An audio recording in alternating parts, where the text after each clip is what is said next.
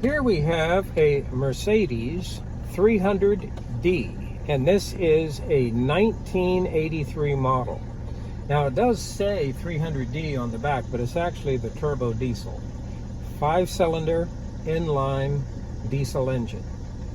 The engine's all mechanical, no electronics to speak of whatsoever. It has a electrically actuated solenoid for fuel shutoff on the injector pump, and it does have a glow plug controller, but that's it. The automatic transmission is our classic 4-speed Mercedes, and this one was introduced in the early 80s and used all the way up to about 1995.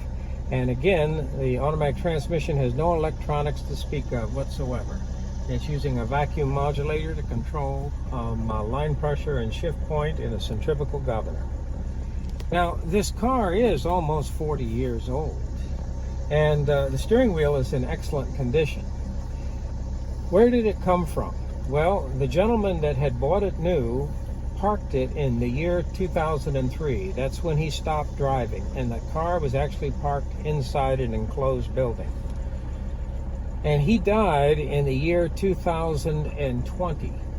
And at that point, his son sold the car. Now, with a car this old, one thing that's important is that a lot of contacts, they get corroded. They, like the windows, they need to be exercised regularly. And as you can see, the driver window works just fine.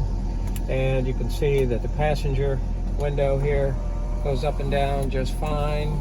And you can see also that the rear windows, the rear passenger window on the right, and the front passenger window, or I should say the left passenger window, works just fine.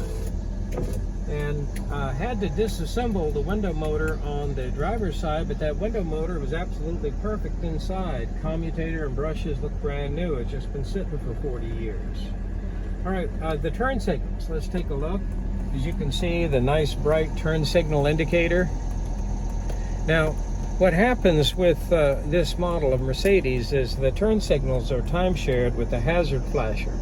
So what happens is the hazard flasher is used for both turn signal and for the hazard warning lights. So here this switch was a little corroded and deteriorated, need to be exercised. So there, that's working just fine. All right, now the AC compressor is actually a General Motors R4 compressor, that radial 4-cylinder, which was not a real strong unit back in the day. That of course is seized up on this, so all of the hardware is there and the compressor is there on the engine, but we just don't have a air conditioning. We're going to need another compressor. And of course, obviously this was R12, so you're going to be wanting to switch it over to R134A. But otherwise, a beautiful car, very nice, very unusual.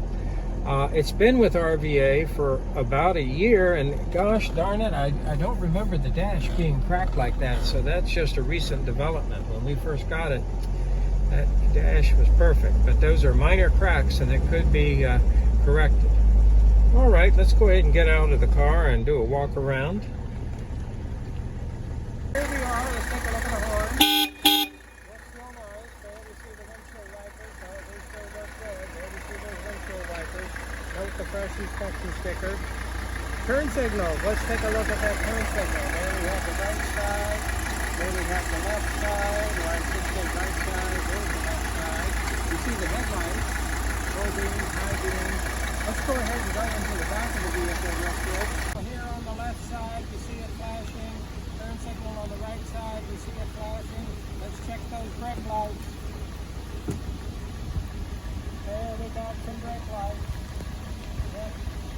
There we go. Nice.